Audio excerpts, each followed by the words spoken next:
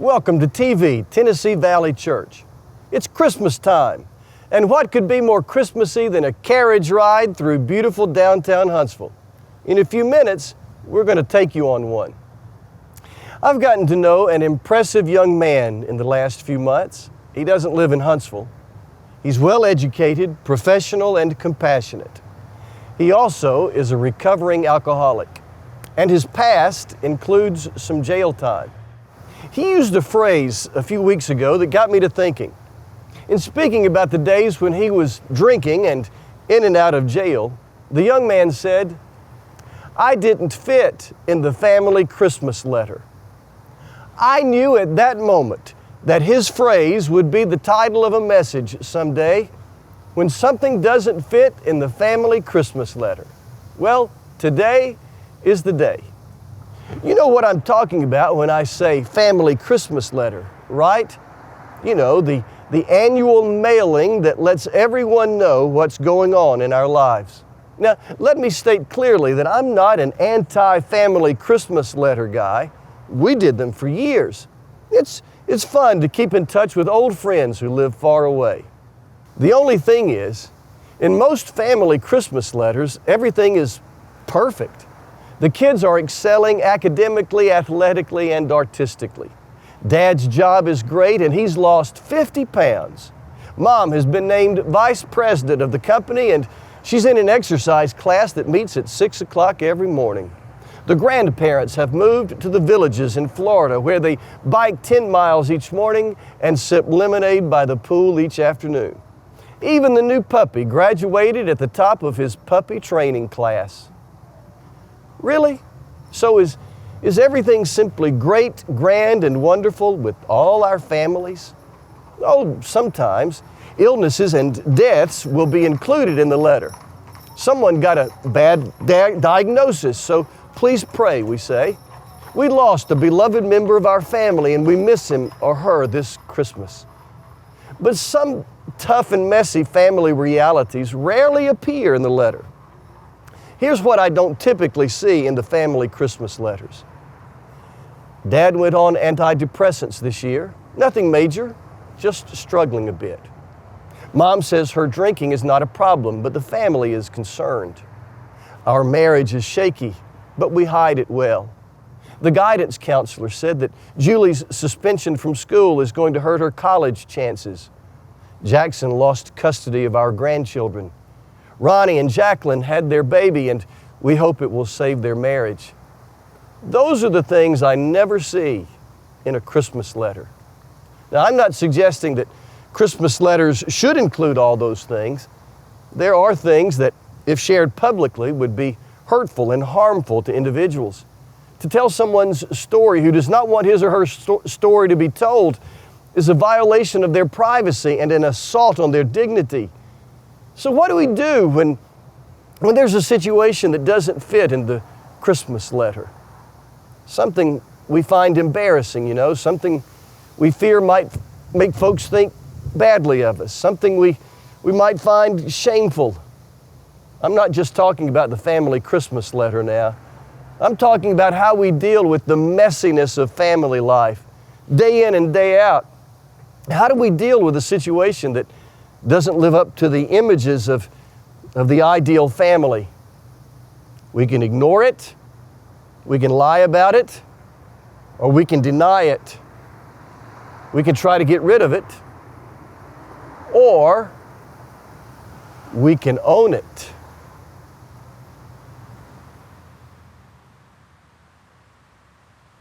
What would it mean to own the messiness of life in a healthy way? It would mean this. We don't tell everything to everybody. We don't lie or pretend to anybody, and we come clean with somebody. Let me say that again. We don't tell everything to everybody. We don't lie or pretend to anybody, and we come clean with somebody. First, we don't tell everything to everybody. We have to be careful that we don't hurt or violate the privacy of friends or family members. That's important. Sometimes it's appropriate not to share things simply because it's not our place to tell other people's stories of struggle. And frankly, everybody can't be trusted with sensitive information. To own our messy lives means we don't tell everything to everybody. However, we don't pretend or lie to anybody. Ephesians 4:25, as translated in the Message, reads, "No more lies, no more pretense. Tell your neighbor the truth. In Christ's body, we're all connected to each other after all." Don't pretend or lie to anybody does not mean telling everything to everybody. It simply means acknowledging, however generally and non-specifically we need to, that life is a struggle, that family is messy.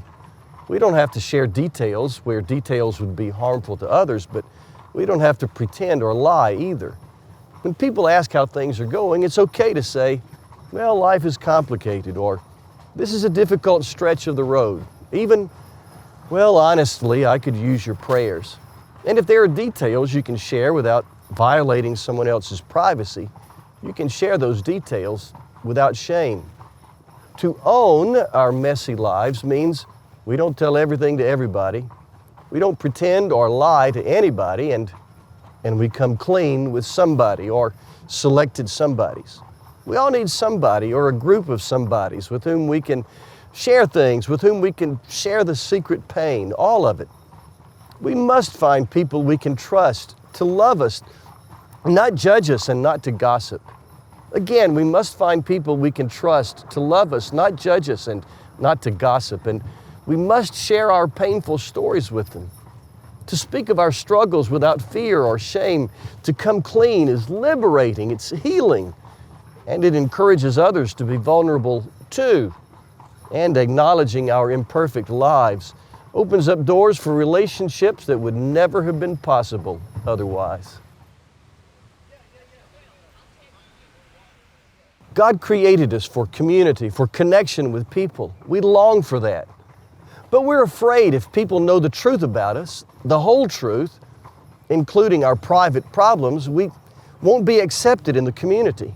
We're afraid if people know our stuff, the skeletons in our closet, the messiness of our lives, they won't like us as much and we'll lose our connection. So we don't let people know about our private pain and the struggles of our families. We pretend everything is wonderful. We refuse to be vulnerable. And yet, genuine community requires vulnerability. The connection, the community for which we are created, requires the courage to acknowledge that we aren't perfect. Our families aren't perfect. Our lives aren't perfect. Connections built on pretense are shallow. So ironically, our fear of ruining our connection actually prevents our connection. We long for connection and we're afraid we'll lose that connection if people don't know our messy stuff, so we hide our messy stuff and forfeit a wonderful connection. It's a catch-22, a real dilemma. And so, in our churches and our friendship circles, we have to nurture a grace-filled culture so that we're all willing to be vulnerable. The Bible speaks often of our choice to be kind and compassionate to each other. Romans 15:7 says, "Accept one another, just as Christ accepted you." A culture of grace and acceptance will help us all overcome the fear of letting people know our lives are imperfect. If we will be gracious people, we'll all be more likely to come clean, and the result will be deep, meaningful relationships. In a few minutes, I'll be back to talk about how our vulnerability, our weakness, actually makes us strong. God of creation, there at the start, before the beginning of time.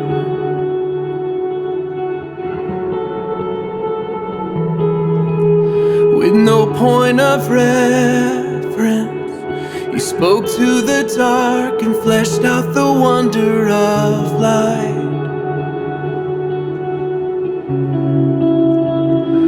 And as you speak, 100 billion galaxies are born. In the vapor of your breath, the planets form. If the stars were made to worship, so will I.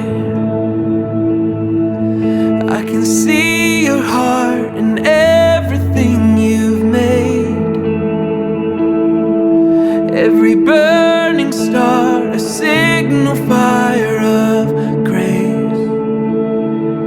If creation sings your praises, so will I.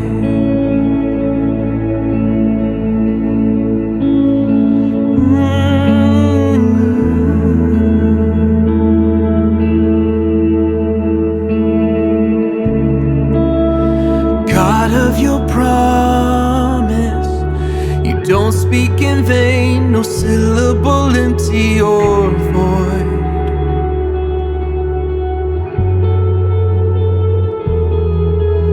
For once you have spoken, all nature and science follow the sound of your voice. And as you speak, 100 billion creatures catch your breath, evolving in pursuit of what you said. If it all reveals your nature, so will I can see your heart in everything you say. Every painted sky, a canvas of your grace. If creation still obeys you, so will I.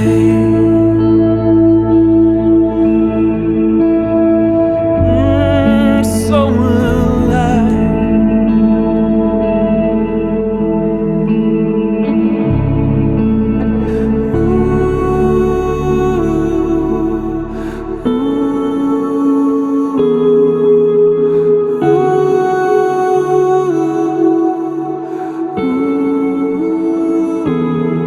If the stars were made to worship, so will I. If the mountains bow in reverence, so will I. If the oceans roar your greatness, so will I. For if everything exists to lift you high, so will I. If the wind goes where you send it, so will I. If the rocks cry out in silence, so will I. If the sum of all our praises still falls shy, then we'll sing again 100 billion times.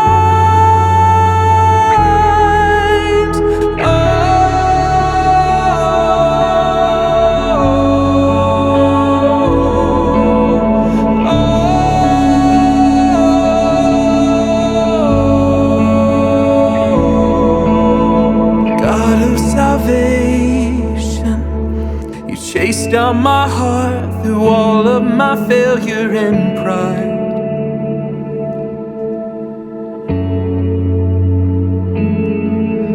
On a hill you created, the light of the world, abandoned in darkness to die. And as you speak, 100 billion failures disappear. Where you lost your life so I could find it here. If you left the grave behind you, so will I. I can see your heart in everything you've done. Every part designed in a work of art called love. If you gladly chose surrender, so will I. I can see your heart 8 billion different ways. Every precious one, a child you died to save.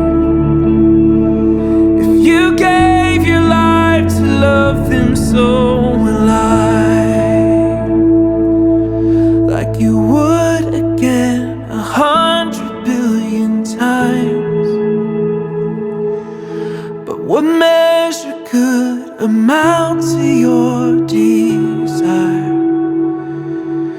You're the one who never leaves the one behind.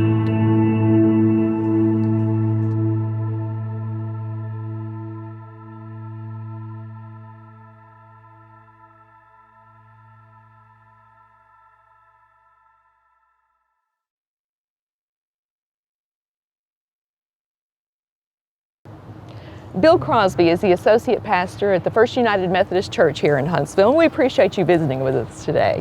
Thank you. Glad to be here. Travis is talking today about things you wouldn't really put in the Christmas letter that you send out to family and friends.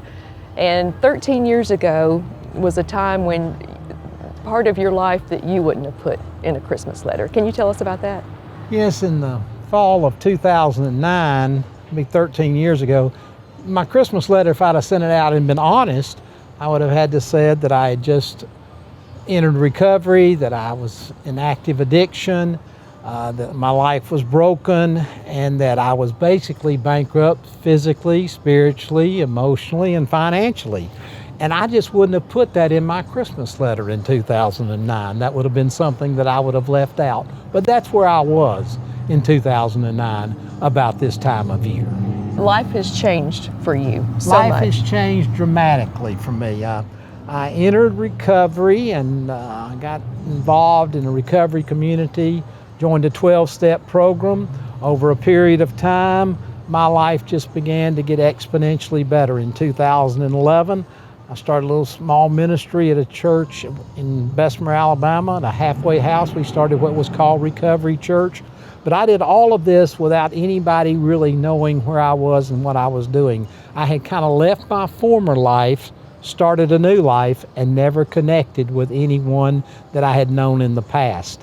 It's only been in the past 5 years since I came to the Huntsville First United Methodist Church that I began to reconnect with people that I had known for the past 20 years. And share your story. And share my story. It takes courage to let people see the real us.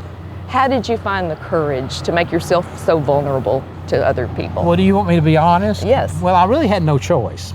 I needed something to do. I really thought I would never have the opportunity to be in the church again, period, in any capacity, because I had done a lot of things to hurt a lot of people.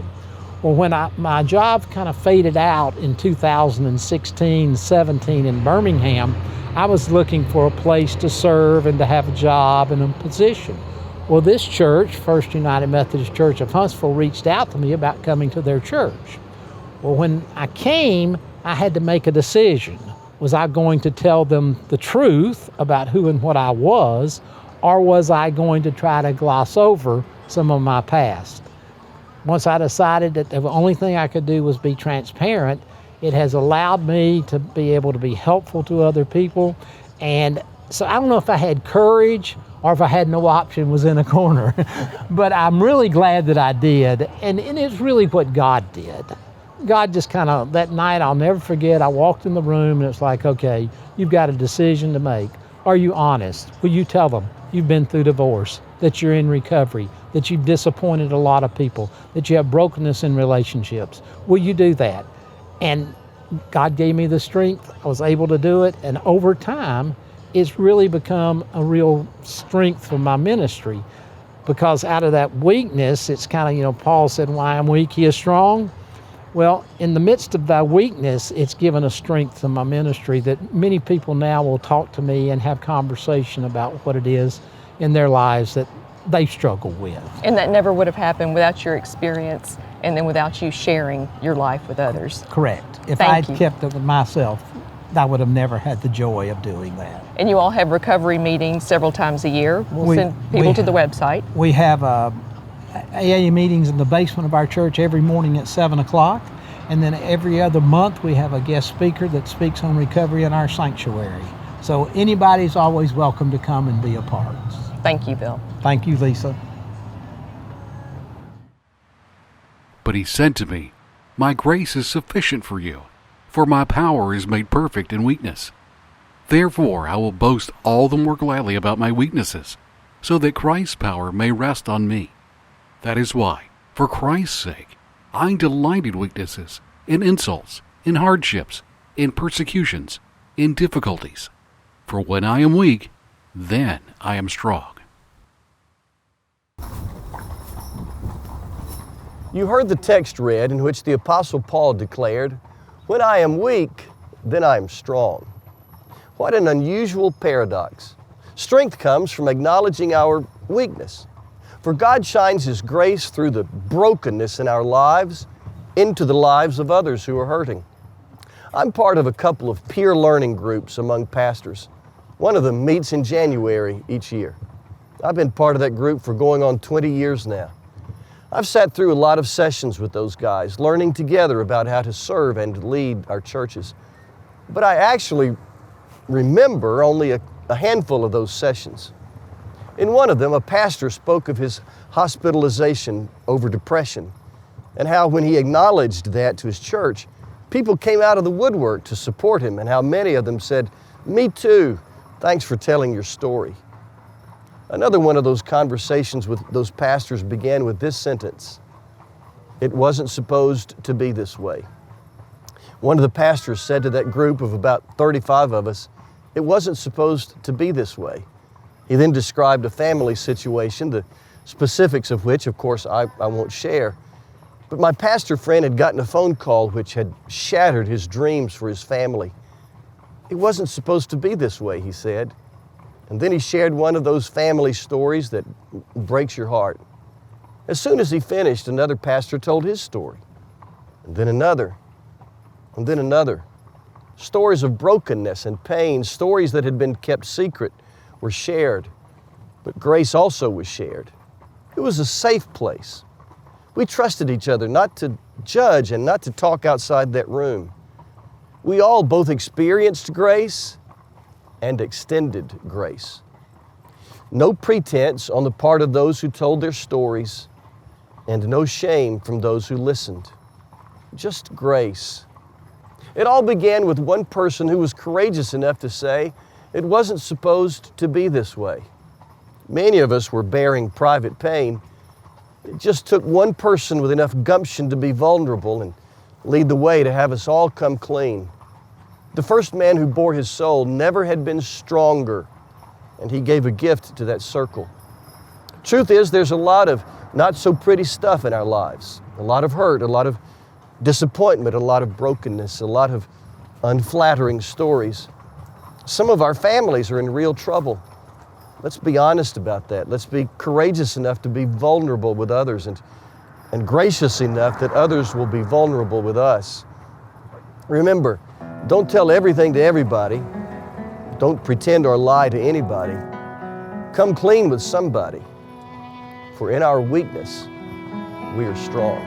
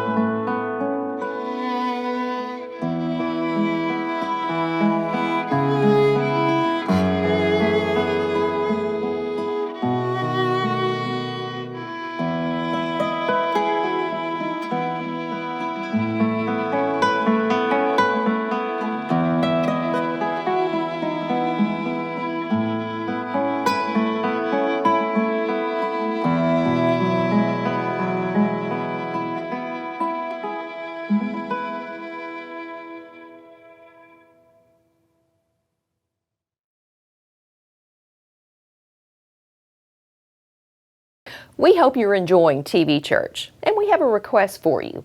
Would you consider hosting a group of friends in your home to watch TV Church together?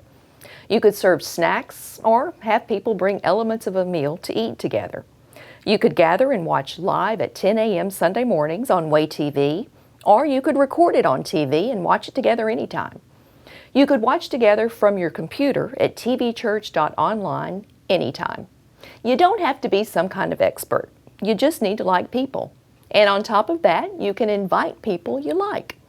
People you like who are not part of a church family. We at TV Church would provide you suggested discussion questions. So you could watch together, discuss what you've seen, and then maybe eat together. Or you could snack as you watch. There will be no obligation to First Baptist Church of Huntsville. We produce TV Church, but you don't have to be a part of us to host this in your home. This is just an effort to take the church with a capital C where people are. You could be a part of someone's significant, holistic, eternal transformation right there in your home. Would you be willing to consider being a host? Email Pastor Travis at travis@fbchsv.org. He will get you on the email list to receive discussion questions for the week. Would you consider that?